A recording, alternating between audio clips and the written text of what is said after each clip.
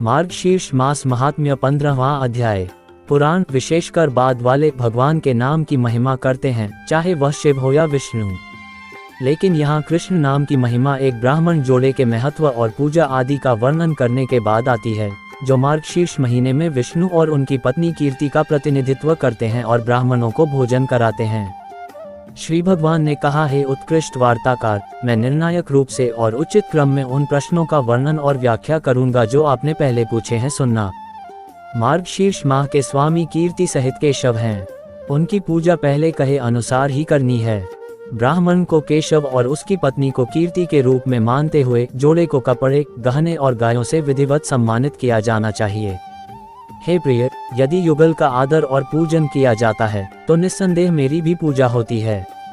इसलिए दंपति का अवश्य ही सम्मान किया जाना चाहिए। इससे मुझे संतुष्टि मिलेगी। भिन्न भिन्न प्रकार की दान दक्षिणाएं अवश्य देनी चाहिए, जिससे मुझे तृप्ति मिले। वे हैं गायों, भूमि और विशेष रूप से सोना, कपड़े, बिस्तर, गहने और घरों के उपहार। इन्हें दिया जाना चाहिए, उनसे मुझे संतुष्टि मिलती है। सभी प्रकार के उपहारों में से 3 को सबसे उत्कृष्ट घोषित किया गया है, अर्थात भूमि, गाय और विद्या। हे प्रिय, यदि ये तीनों दे दिए जाएं तो मुझे अथाह आनंद होगा। अतः मार्गशीर्ष माह में मनुष्यों को ये 3 उत्तम दान करना चाहिए। हे निष्पाप, पवित्र स्नान की विधि का वर्णन मेरे द्वारा पहले ही स्पष्ट रूप से किया जा चुका है। ये निस्संदेह पूजा, पवित्र स्नान और दान की प्रक्रिया है।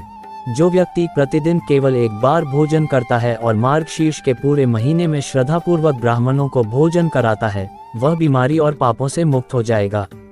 वह बड़ा कृषक बनेगा और उसके पास प्रचुर धन धान्य होगा। इस संबंध में अधिक बातचीत से क्या लाभ? मेरा यह महान रहस्य सुनो। अग्नि देवता और ब्राह्मण, ये दोनों मेरे मुख का प्रतिनिधित्व करते हैं। हे सम्मान के दाता, ब्राह्मण नाम का मुख सबसे उत्कृष्ट है और अग्नि देव नहीं है। हे प्रिय पुत्र, जो ब्राह्मण मुख में होम के रूप में अर्पित किया जाता है, वह करोड़ गुना पुण्यशाली हो जाता है। जिसका नाम अग्नि है वह ब्राह्मण पर निर्भर है। ब्राह्मण स्वतंत्र हैं, चंद्रमा के समान सफेद रंग में दूध की खीर जिसमें बहुत सारी चीनी और घी हो, उसे ब्राह्मण के मुख में होम करना चाहिए। हे पुत्र, इससे मुझे प्रसन्नता होती है। हे पुत्र, यदि तुम पत्नी और पुत्रों आदि के सुख की इच्छा रखते हो तो ब्राह्मण के मुख की पूजा शानदार मोदक, गोलाकार पकौड़े, जंगली खजूर के पेड़ के रस और घी में तली हुई फेनिका मिठाई से करो। इससे मुझे खुशी होती है। मार्गशीर्ष के महीने में ब्राह्मण के मुख में शानदार पके हुए चावल से हवन करें, जिसमें सफ़ेद लिली की चमक और सुगंध हो, जिसे मुद्गा दाल, हरे चने और अच्छे स्वाद के साथ बहुत सारे घी के साथ परोसा जाए। सीकर का एक प्रकार का मीठा व्यंजन, जिसे दूध और घी में खूब सारे सूखे खजूर के फल, जिन्हें खारिक कहा जाता है, और कैरा फल, चीनी, कपूर और नारियल की गिरी के साथ उबाला जाता है, शुभता का कारण बनता है। हे चतुर्मुखी, ब्राह्मणों के लिए मार्गशीर्ष के महीने में शानदार और आकर्षक व्यंजन और अचार तैयार किए जाने चाहिए। मनभावन शिखरिणी, दही, चीनी, मसाले आदि से बना व्यंजन, जिसे मराठी में श्रीखंड कहा जाता है, और अन्य मनभावन चीजें बनानी चाहिए।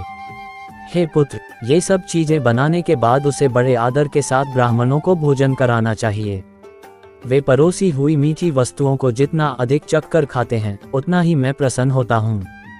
ये दुनिया में एक दुर्लभ चीज है। अतः भिन्न भिन्न वस्तुएं इस प्रकार बनानी चाहिए कि ब्राह्मण प्रसन्न हो। यदि वे प्रसन्न हैं तो मैं भी निस्संदेह प्रसन्न हूँ। हे चतुर्मुख, विश्वास कर, मैं तुझसे झूठ नहीं बोलता। हे सम्मानदाता, ये रहस्य मैंने आपके कल्याण के लिए कहा है। चाहे वे चिल्लाकर डांटें और पीटें तो भी, हे आदर देने वाले, मेरे प्रेम के कारण वे दंडवत करने के योग्य हैं। हे पुत्र, ऐसा सदैव इसी प्रकार करना चाहिए, विशेषकर मार्गशीर्ष महीने में।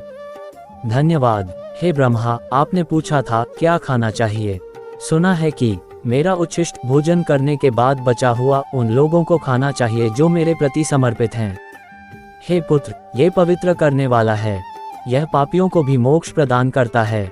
यदि कोई प्रतिदिन मेरे भोजन का बचा हुआ भाग खाता है तो उसे उसके एक एक ग्रास से 100 चांद्रायण संस्कारों का पुण्य प्राप्त होता है। भक्तों को 2 प्रकार का भोजन मिलेगा, अवशिष्ट जो खाया न जाए और बचा हुआ रखा जाए, और उच्छिष्ट आंशिक रूप से खाया जाए और बचा हुआ। उनके पास किसी अन्य प्रकार का भोजन नहीं है। यदि वे कुछ और लेते हैं तो उन्हें चांद्रायन का प्रायश्चित संस्कार करना होगा। यदि कोई मुझे समर्पित किए बिना भोजन पेय आदि ग्रहण करता है तो वह भोजन कुत्ते के विष्ठा के समान और पेय मदिरा के समान बुरा होता है। अतः हे पुत्र, भोजन पेय और औषध पहले मुझे समर्पित कर देना चाहिए और फिर बड़ी श्रद्धा से ग्रहण करना चाहिए। जो अशुद्ध है उसे पावन बनाते हैं। मेरी उच्छिष्टता तीर्थ, यज्ञ आदि का लाभ देती है। ये कली की बुराइयों को नष्ट कर देती है। ये दुष्ट कर्म करने वाले व्यक्तियों को भी अच्छा दर्जा प्रदान करता है। किसी भी भक्त को भगवान को अर्पित भोजन का हिस्सा नहीं खाना चाहिए। अभक्तों के पके हुए चावल खाने से मनुष्य नरक में गिरेगा। जिसके बारे में आपने पूछा है उसे क्या कहना चाहिए, इसे ध्यान से सुने। मैं इसे तुम्हारे प्रति प्रेम के कारण बताऊंगा, यद्यपि यह मेरा एक बड़ा रहस्य है। मेरा नाम विशेष रूप से मार्गशीर्ष महीने में लिया जाना चाहिए। कृष्ण नाम का बार बार उच्चारण करना चाहिए। यह मेरे लिए अत्यंत सुखद है। यह मेरी प्रतिज्ञा है। हे पुत्र, ये बात सुर और असुर भी नहीं जानते। केवल वही जिसने मानसिक, मौखिक और शारीरिक रूप से मेरी शरण ली है, वह सभी सांसारिक इच्छाओं को प्राप्त करता है। वह वैकुंठ को प्राप्त करेगा जो हर चीज से महान है, और उसे मेरी प्रिय कमला भाग्य की देवी को भी प्राप्त होगा।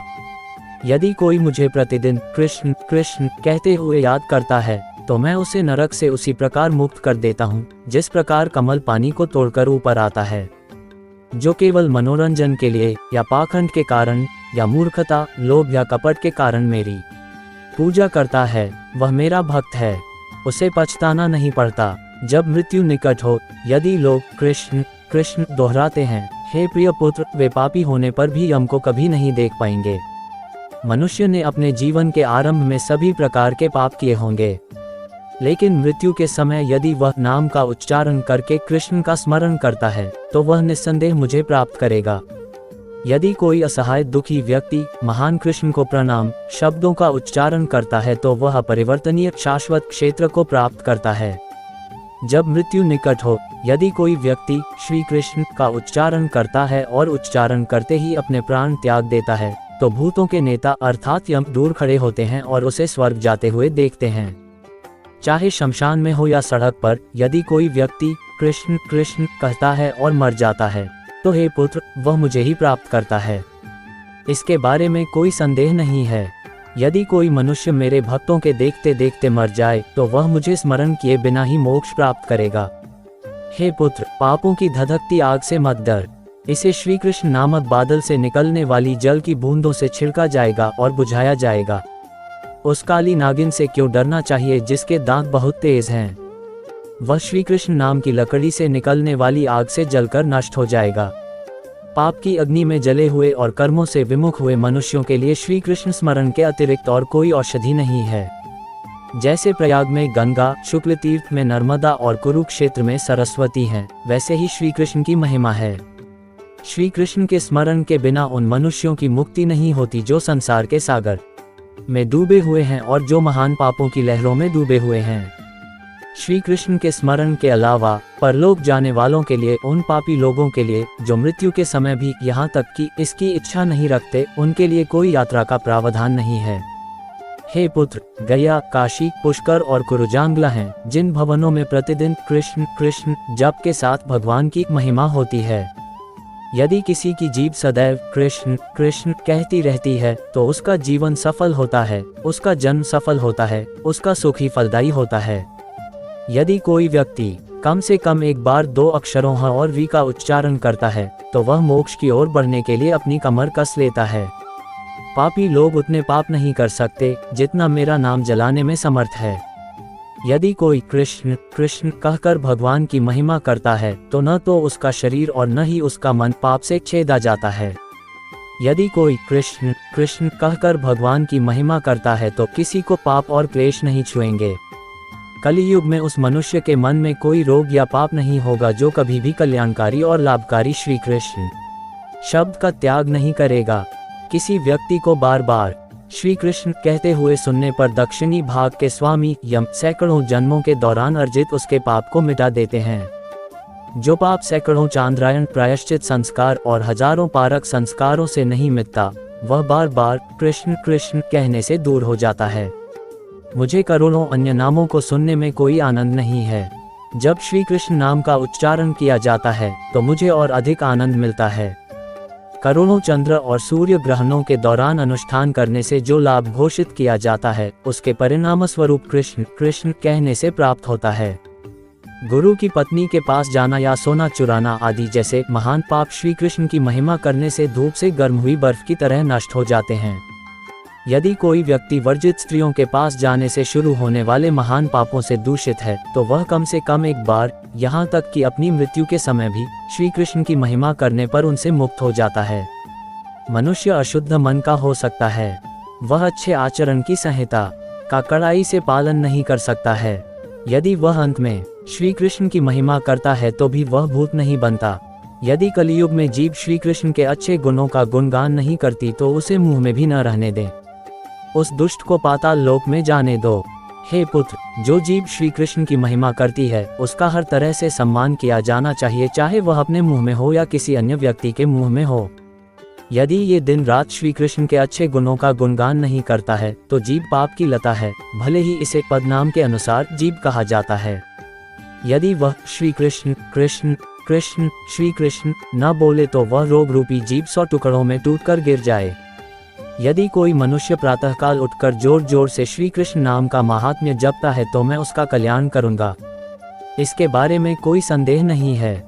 जो तीनों संधियों सुबह, दोपहर और शाम के समय श्री कृष्ण के नाम की महिमा का पाठ करता है उसे सभी इच्छाएं प्राप्त होती हैं। मृत्यु पर वह महानतम लक्ष्य प्राप्त कर लेता है।